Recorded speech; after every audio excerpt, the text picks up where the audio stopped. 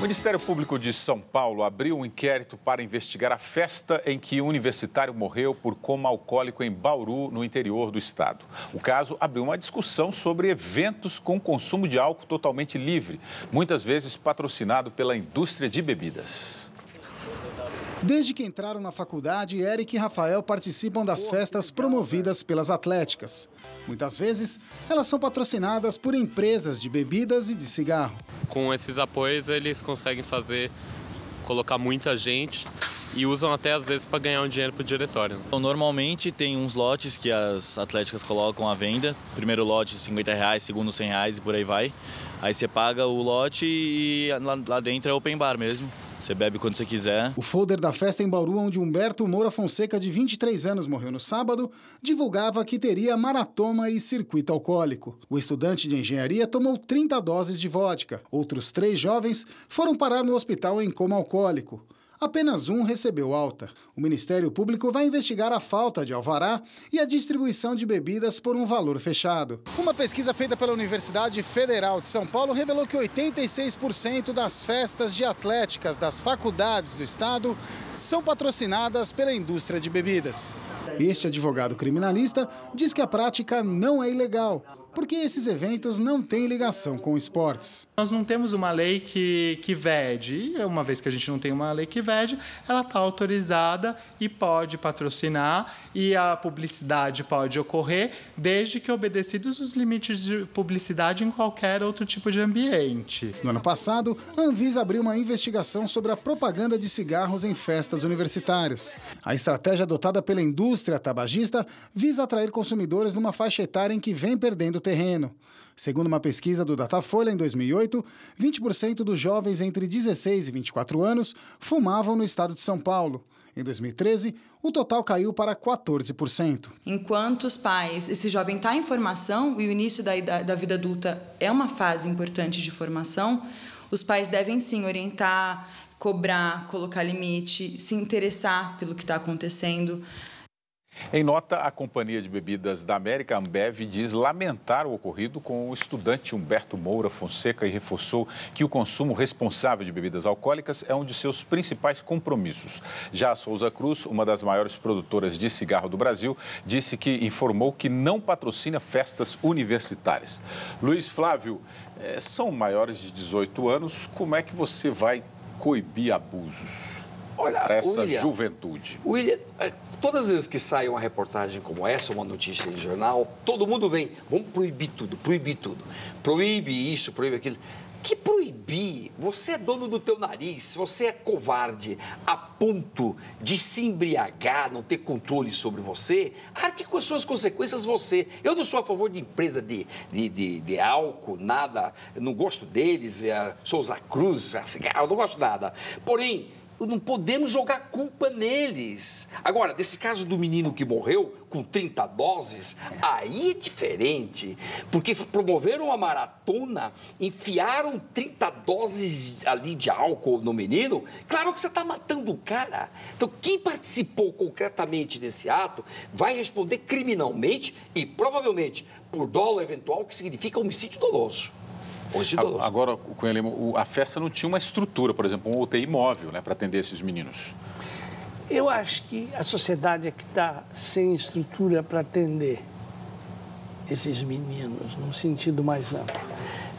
Quando a Rússia começou a sua revolução, o maior poeta russo, Mayakovsky, dizia: viver não é difícil. Difícil é a vida e o seu ofício. Quando a Rússia se transformou numa ditadura cruel, já prevista pelos poetas que depois se suicidaram, ele dizia que é melhor morrer de vodka do que de tédio. Quando uma sociedade se contrai, se deteriora, realmente nós podemos nos transformar no que eu chamo hoje, nós somos uma sociedade alcoólatra. A revista Nature disse claramente, só existem 2 drogas pior do que o álcool, a heroína e a cocaína. Maconha, tudo isso é perfumaria perto do álcool e da quantidade de situações letais em que o álcool mata no mundo permanentemente. E nós estamos no álcool porque essa euforia, entende? Esse morrer de tédio, essa sociedade começa. Um menino entra numa universidade para encontrar a vida, os valores, está cursando e ele precisa tomar 30 doses de vodka para se afirmar. Eu acho isso grave. E na medicina ele precisa estuprar umas 5, 6 meninas para se afirmar? Na medicina, são os estupros na medicina, aqui é bebida alcoólica. Ou seja, nós temos que fazer um levantamento nós mesmos como seres humanos. Será que nós demos certo ou deu alguma coisa errada na nossa programação? Algo que a gente tem que pensar é isso. A Justiça Federal determinou a deportação do italiano Cesare Battisti. O Ministério Público Federal questionou a validade do visto concedido a Cesare Battisti.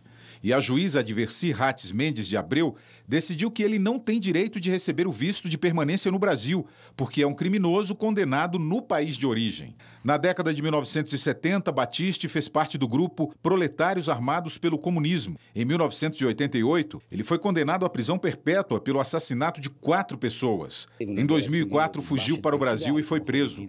O Ministério da Justiça reconheceu a condição de refugiado político. Em 2010, o Supremo Tribunal Federal aprovou a extradição de Battisti. Mas o presidente Lula, a quem cabia a decisão final, concedeu asilo político. A juíza federal defendeu que sua decisão não afronta a presidência porque deportar não significa extraditar. Battisti poderia, por exemplo, ser entregue à França ou ao México, onde ele viveu. Os advogados de Cesare Battisti anunciaram que vão recorrer. E a Advocacia Geral da União informou que ainda não foi comunicada. Enquanto isso, o Brasil aguarda a decisão do Ministério da Justiça italiano sobre a extradição do ex-diretor de marketing do Banco do Brasil, Henrique Pisolato. Condenado a 12 anos e 7 meses no processo do Mensalão no Brasil, ele fugiu para a Itália, onde também tem cidadania. Tá aí, Luiz, um bom momento de repente, pensar numa troca aí, né? Trocar. Extradição e deportação... É possível isso no judiciário? Não, explicamos aqui para todo mundo, William. O ato de extradição é o seguinte, é um estrangeiro que está no Brasil e que responde a um processo criminal lá no seu país. Cesare Battisti teria cometido vários assassinatos no seu país, Itália. Itália pediu extradição para o Brasil. Acontece que a extradição no Brasil passa por 2 atos. Um ato do Supremo, e o Supremo deu a extradição por 5 votos a 4. E um ato em seguida do presidente da República. A palavra final é do presidente da República. E o Lula, como palavra final, disse: não vou extraditar. Não vou extraditar. Então, isto que aconteceu com o Cesare Battisti. E ele está aqui por força disso, por força dessa decisão. O que a juíza agora determinou foi o seguinte: não, agora eu vou te deportar. Deportar é estrangeiro no Brasil em situação irregular. Irregular. E ela acha que ele está em situação irregular e que ele não deveria ter passaporte. Ele não pode ter o visto, passaporte, né? Nem o Porque visto. tem uma condenação fora. Porque tem uma condenação fora. Então, ela quer deportar pela irregularidade dele aqui. Mas deportar, como ela diz, eu posso deportar para qualquer lugar do planeta. Enquanto que extraditar é extraditar para o país que pediu. Agora, a troca, manda Battisti para lá e vem Pisolato para cá, eu acho uma troca fantástica, viu? 2 jogadores muito bons. Nova polêmica envolvendo o aquário do Ceará. Após o governo paralisar as obras, a Justiça suspendeu o pagamento a uma das principais empresas contratadas para a construção. Os moradores reclamam da indefinição do projeto. Quem passa hoje pelo entorno da construção do aquário do Ceará, na praia de Iracema, encontra a obra assim, parada. A construção teve início em 2012, no mandato do então governador Cid Gomes, hoje ministro da Educação. Promete ser um dos maiores aquários do mundo, com capacidade para 15 milhões de litros de água e deve abrigar 500 espécies de diferentes animais em 38 tanques. O projeto foi orçado em mais de 260 milhões de reais. O aquário deveria ser entregue em janeiro deste ano. O prazo, porém, foi prorrogado retomado para o segundo semestre de 2017. Segundo a Secretaria de Turismo, a construção parou no início do mês passado, porque o governo deve 66 milhões por serviços e equipamentos da obra. O governo já pagou cerca de 125 milhões de reais às empresas contratadas, 89 milhões só para a americana ICM Reynolds. Recentemente, uma decisão judicial determinou a suspensão do repasse de verbas públicas para a companhia americana. O Ministério Público alega que a empresa foi contratada de forma ilegal. Henrico Rocha, ativista do movimento Quem Dera Ser um Peixe, diz que a obra já nasceu irregular e cobra transparência no processo. Se o projeto promete desenvolvimento econômico para o Estado, sim, nos mostre isso como números, com projeções. Moradores da região reclamam dos transtornos e da indefinição no projeto. Tem uma época que tem bastante funcionários e bastante máquinas pesadas. E em outra época, como agora, desde o início de janeiro, em que a obra está totalmente parada.